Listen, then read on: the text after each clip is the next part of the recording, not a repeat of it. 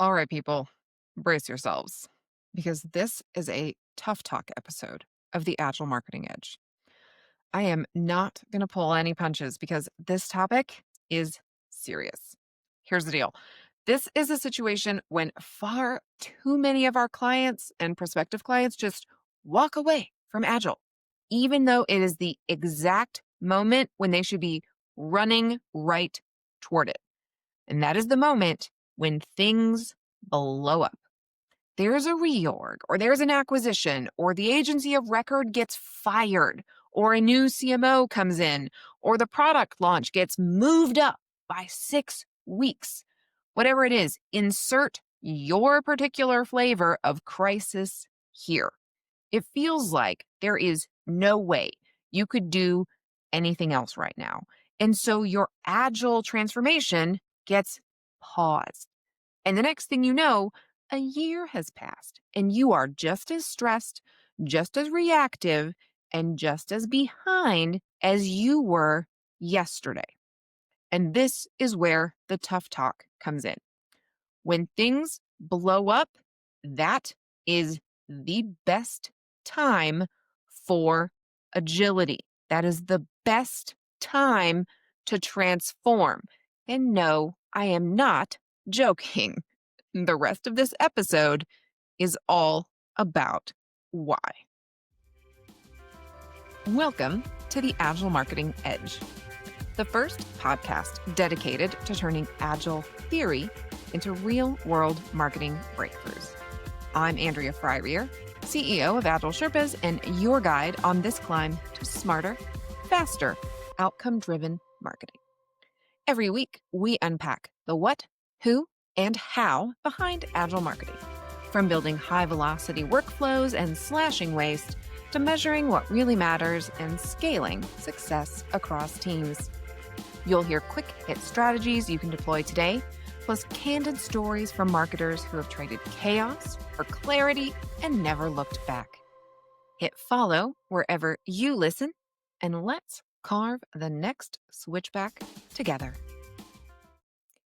Okay, you're still here, and I'm really glad you stuck around because this topic is super important. And honestly, it is why I stand at this microphone like every week. Because one of the reasons I started this podcast is to be able to say out loud the things that I am thinking all the time, but I don't get the opportunity to say. Because it turns out when you're the CEO of a consulting company, you hear about all the clients, the good, the bad, the amazing, the appalling. It nearly all finds its way to my ears or my inbox. So I see these patterns, but I don't really work directly with clients all that much. So I don't get an opportunity to point out the patterns very much. But now I have this microphone, so I can point things out every single week. Woohoo! And hopefully you find it helpful. So why should you stick with your plans to go agile when things blow up? I'm going to give you 5 reasons, each with a real story from a client or prospective client to try and illustrate my point. So reason number 1, you guys, Agile was made for uncertainty. Y'all, this is literally why we have Agile in the first place, because the world started moving too fast for us to spend a huge amount of time planning and working things out before we release things to the world. So you remember back in the olden days when software used to come on CDs, CD-ROMs, discs, you used to get it in the mail, or you used to have to go to the store and buy software. That's how we got it. And it used to take years and years for updates to be released. And then you had to slide it into your computer and install updates. That's what used to happen. That's how it used to work. And this was pre-Agile. And so it would take years for things to come out. And it would be things like Windows Vista and it would come out and people would hate it. It would be not at all the features and functionality that people wanted because so much time would pass between people talking to end users and gathering their input and writing down requirements. And then they would pass that off to a whole bunch of software developers who would then go and spend months and months or years and years implementing all of that input and all of those changes. And then long time later, it would get released. And in that amount of time, either huge amounts of misunderstanding would have crept into the work, or people would have changed their minds or completely forgotten that that was the thing that they wanted in the first place. And so things would get released that were not the things that were wanted in the first place. So all of this disconnect and dissatisfaction were showing up. And it was this huge amount of wasted money, wasted effort. Billions of dollars were wasted, just set on fire in the world of software development. And this is why Agile originally showed up in software development to fix these issues. And there are so many analogous situations that showed up in marketing as well, right? One of the most recent and more horrific instances is a couple of years ago, right? Peloton had that Christmas campaign where it was this huge video campaign and ad buy and everything of the woman who got the Peloton bike from her husband for Christmas. And the expression on the actress's face, right? People just roasted mercilessly because she was supposedly kind of self-documenting her fitness journey. And, this is my first ride. And, it was like her year of riding the Peloton, but she was already super thin. And so it was like, why is she on a fitness journey in the first place? And she had this kind of like, I'm maybe being held against my will kind of facial expression anyway, and just eviscerated on late night talk shows. And a huge amount of their market cap was erased when their stock price plummeted after the campaign was released. So all of these kinds of huge investments without testing and learning and iterative releases, this is why Agile exists, right? And so if you are in the midst of a time of uncertainty, this is what Agile is for. So the fact that something big and scary and unknown is happening is not an excuse to avoid adopting Agile. It is, in fact, the perfect time to do it.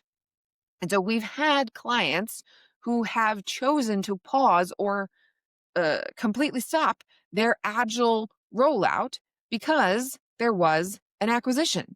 Either they had been acquired or they were acquiring someone. And yes, that does introduce a lot of uncertainty. Nobody knows what the combined teams are going to look like. What is the tech stack going to be like? Whose tools will be chosen? What are the new teams going to be? Who's going to stay and who's going to go? There is a lot of stuff that we don't know, but Agile is perfect for this. It is designed to help us understand what are the small steps that we can take to understand the emerging situation. How can we test and learn what the right things to do are? We can iterate. We can talk about what's working and what's not. So yeah, an acquisition is an unknown and scary situation, but that is perfect for Agile. All right, reason number 2 why Agile is a great option when things are blowing up. And that's because unusual situations give you permission to act in new ways. So maybe it's not uncertainty that you're facing, but maybe it's an unusual kind of weird situation. And that is a great time to launch new ways of working because the change is going to give everybody the air cover that they might need to test out a new way of being. And this is really particularly true if you find yourself in an environment that has deep-seated cultural resistance, or you suspect there might be a lot of challenges to changing behaviors, or maybe you have a lot of psychological safety issues that you think might be present. Having a situation that is really, really different is a great opportunity to give people a weird new energy that can allow them to be weird compared to how they normally are. So take advantage of it. Let them shake things up. This is a gift. It is not an excuse not to act. And during COVID, I actually worked with a client for whom this would have been the perfect opportunity. The pandemic would have been the perfect opportunity to shake up how they usually did things. They were being asked to support the rollout of the COVID vaccine, and they could have, and I think should have, used this as a time to set aside their usual ways of aligning themselves and structuring their teams and kind of set aside their usual politicking.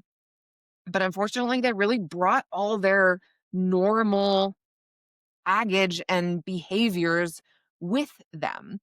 And there was a lot of urgency around what they were trying to do.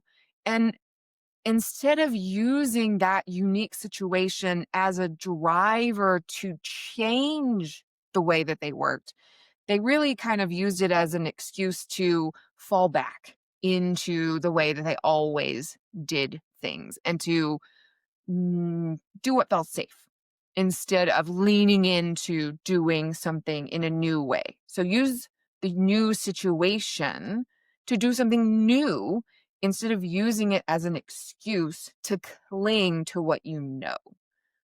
If you do that, then you can't expect a new outcome. So when things are new, use them as an opportunity to work in a new way, not as an excuse to go back to the things that you already know. All right. Reason number 3 why a time of change is the perfect time to embrace agile marketing is the idea that you need to start as you mean to go on. And this phrase, this idea, comes from the Kanban framework. It is a core concept of Kanban because it is really hard to go back and undo something once it has been established.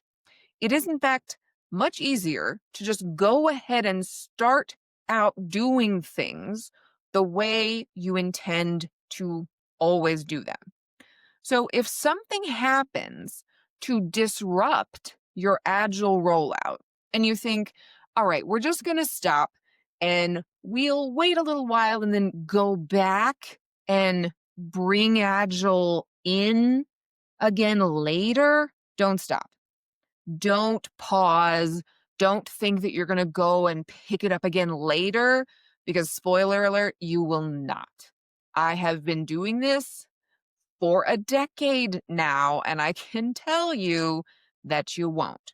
Or if you are one of the rare groups who does manage to come back and pick it up, you're going to be 9 months farther behind than you would be if you just did it now.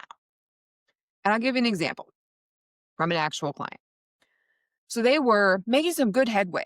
They had some good momentum and they had some excellent agile practices up and running across multiple teams. They had done some of the really hard work of getting things started and taking the first few difficult steps. And honestly, 0 to 1 is some of the most difficult work. And they had done the 0 to 1 work. But then they decided that they needed to fire their agency of record. And that's rough. Like, that is a hard thing to do. And I completely get that.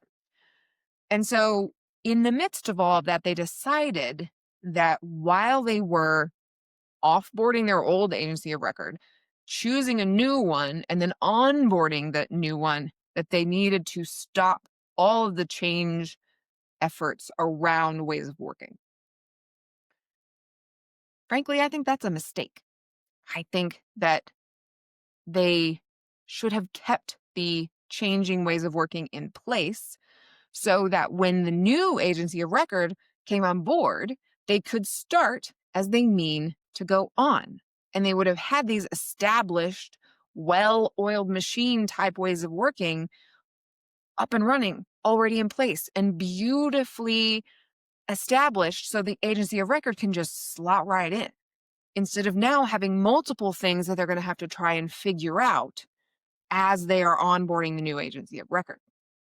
I think it's a much easier thing to do to bring in a new agency of record into an established system instead of trying to change a lot of things in sequence now. So, new agency of record, restart agile ways of working.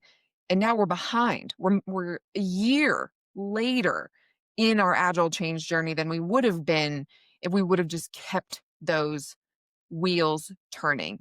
And now we're going to have to go back and do the 0 to 1 work again. We're going to do that really hard work again because we put it down.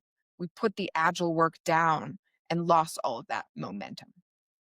So, better to keep it going than and start as you mean to go on than to set it down and have to do all of that work again.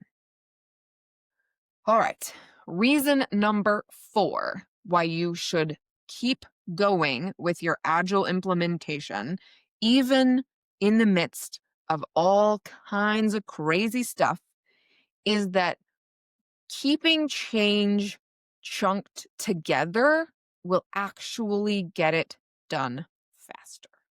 Now, if you've been listening to the show for a few episodes, this is not a new concept for you because we have talked about this in previous shows. Batching change together can actually make the changes that you combine easier. And the caveat here is that is if you have effective change management practices in place. So we're going to say that again, just to make sure that's hitting home. Batching multiple changes together can make both changes easier if you have effective change management practices in place. So let's think about how this might work. If you have a focused, well-managed 12-month change effort with solid executive support, good internal comms, compared with a 2 to 3 year consecutive set of changes. So we're doing 2 to 3 different change efforts. That's going to feel very different than having a focused 1 year batched change. If you batch those things together with strong executive support and really good comms, then it's done. And the change is complete and people can internalize it and keep going. People can settle down to just getting work done. They can drop into an easy gear and just execute. Otherwise, if you're in this consecutive change of 2 to 3 years, people feel like change is always happening. It's never over. And yes, there will always be something else happening. If it's not AI, it's a new piece of technology, or it's a strategic change, or it's a reorganization. And so, yes, there will always be some kind of adjustment that people need to internalize. But if we're talking about a major change initiative, you do need to be leery of having them one right after the other. One after the other, after the other, after the other, because people will get burned out on them. And I can give you, again, an example here. So we have had clients who have been a third to halfway through a major agile transformation effort, but then a reorganization gets announced that they perhaps have no control over. It's a mandate from on high, from the executive level. And so they pause or potentially cancel an agile transformation while this reorg gets implemented and the trickle down effects kind of work their way through the system. Well, what happens is people think whatever the next change that gets announced is, they can just wait it out because something else will happen. Something else will show up that will disrupt it or cause it to get canceled. And so they don't have to commit. They don't have to get on board. They just have to wait it out. And that is really going to hurt all of your change management efforts. And so figuring out a way that even if another disruptive change gets imposed on you, like a reorg, how can you batch these? How can you make them work together so that you can accomplish the goals of both simultaneously? This is going to require strong executive sponsorship. It's going to require really effective change management and internal communications. Not saying this is easy, not saying this is an overnight kind of thing, but you have to think about what kind of message this sends if you say, all right, something disruptive and difficult happened, and so we are going to pause or cancel a major effort that we invested a lot of time and money and effort in. It tells people that nothing is certain and you can probably just wait out something. Whatever it is, if you don't like it, just wait long enough and it'll go away. Whatever the next thing is, someone is just going to dig in their heels and wait for it to go away. It's not a good look. So commit. If you're committed, hold the line, because otherwise you're going to undermine your credibility for the next thing. All right. Fifth and final reason that you need to hang on, even in times of craziness, commit to your agile transformation and stick with it, is very much related to maintaining your political capital, is because if you step back and walk away from agile, you are not going to get buy-in again. And this is related to when you have a significant change at the senior leadership level. And I don't ever get to say this one out loud, so I'm really happy to have this kind of opportunity to talk about it, because every time this happens, I think it, but I don't usually get to say it. But if you are ready to champion Agile, if you are ready to say, we should do this, we should implement these ways of working because they're important and they are going to help us be more effective as a marketing organization. But then as soon as a new executive comes in, you back off. I don't think this is a good look for you. I think that if you really think that this is critical, you hold your ground.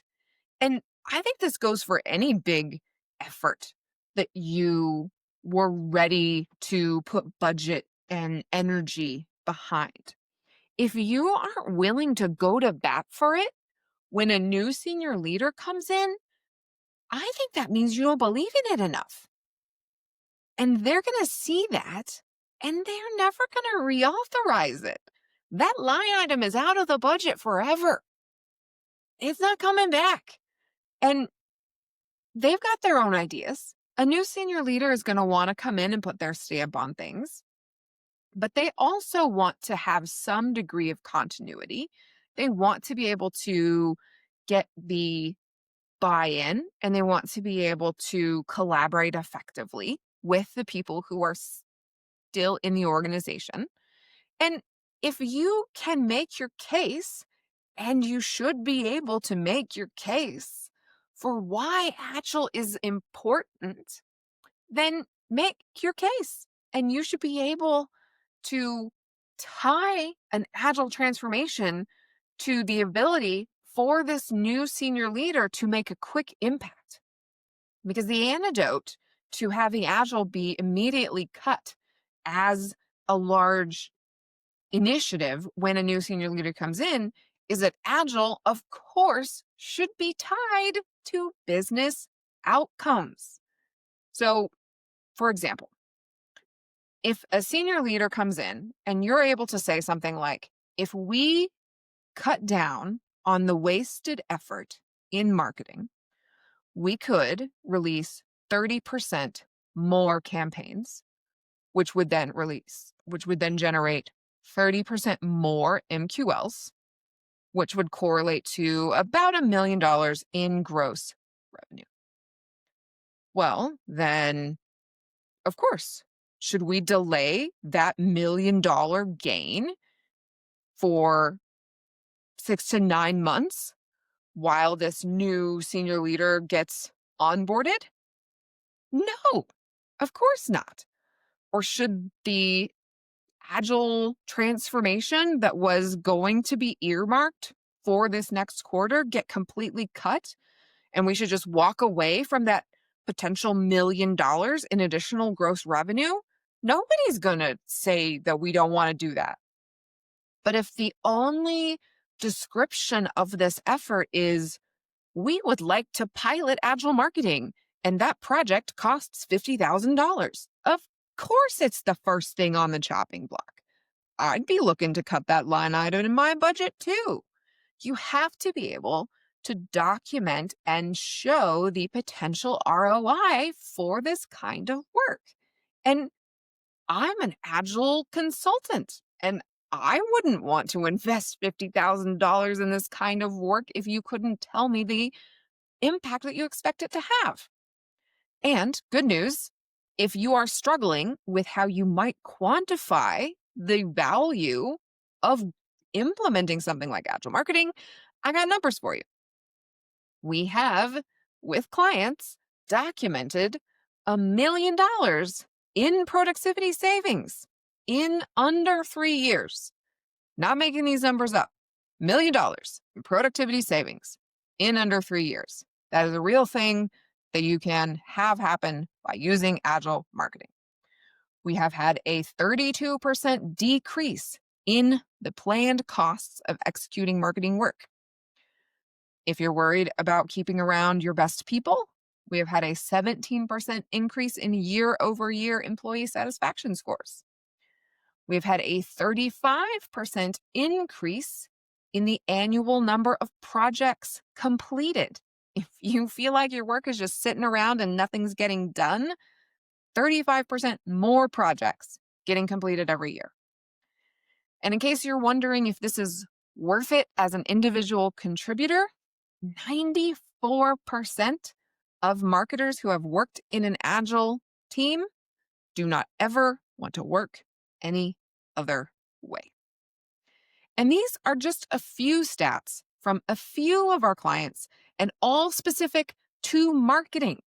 There are more holistic studies out there from McKinsey and BCG about the impacts of business agility more broadly if you want to branch out and look at things even more holistically.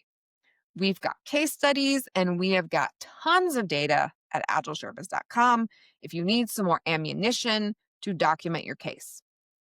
The important thing to remember is that disruption should not be an excuse to delay or derail your adoption effort, especially if you can tie it to these kinds of business outcomes.